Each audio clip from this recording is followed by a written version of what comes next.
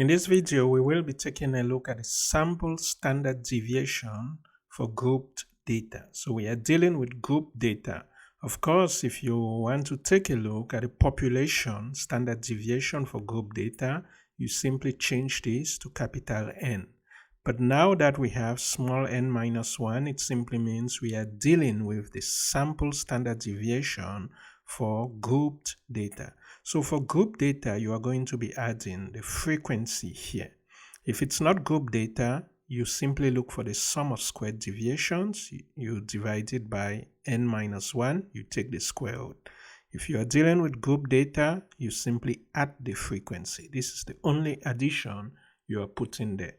Let's take an example and avoid all this blah, blah, blah.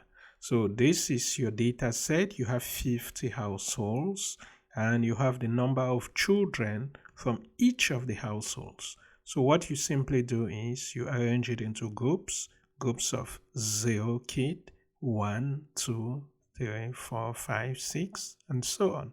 So let's arrange it. You can just verify. You can see that they went on to have 7 groups, and then you simply put each in. So if you count the number of households with 0 kid and the number with 1, you can see 10 have 0, 19 have 1, and so on.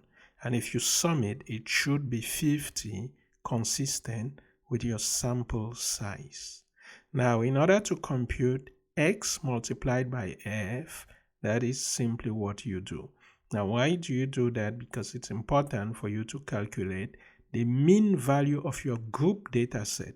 Now, remember, in a previous lecture, we're talking about how to compute the mean value for weighted data set and mean value for group data set.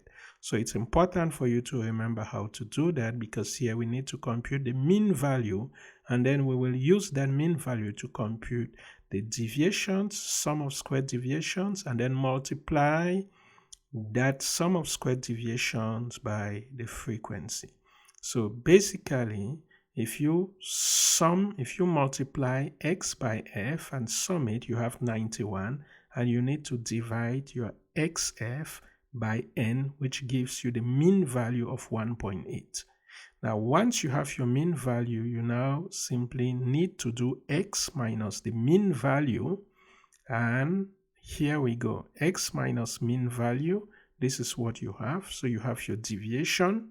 You simply square it to have the sum of squared deviations, and then you need to multiply your sum of squared deviations by the frequency. So the value you have here, you multiply it by f, you end up with that. So you do it for each of the different groups, and then you take the sum of squared deviations multiplied by f. That gives you the value. And once you have that value, you know that your n is 50.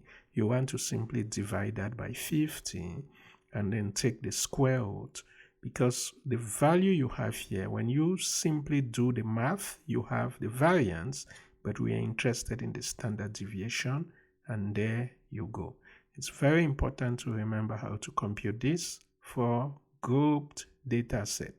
Now let's move on to the next measure of variation. Let's take a look at the coefficient of variation.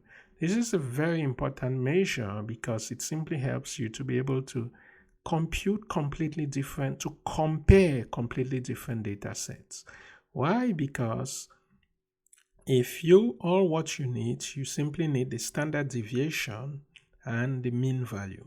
For population, you are dealing with sigma divided by mu.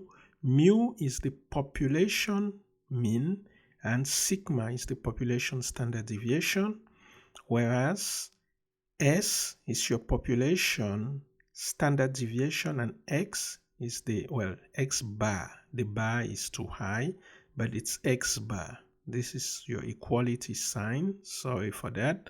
So not equality, it's a multiplication. So you are simply doing this divided by that multiplied by 100 to express it as a percentage. So this is a coefficient of variation.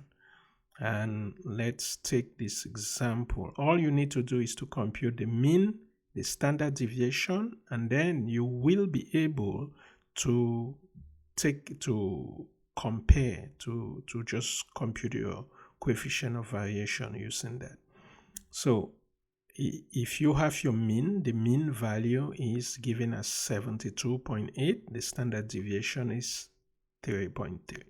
So here you don't need to completely do it by hand. We will likely use Excel to do that.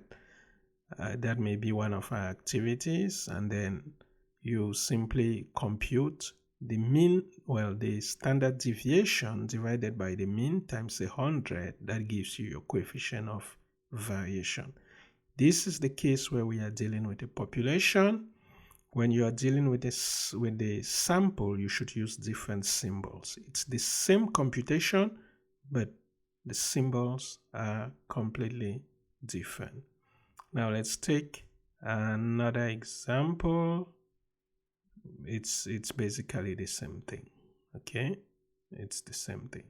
Now we move on to the next approach. The last one of this lecture is the measures of position. We'll see that in the next video.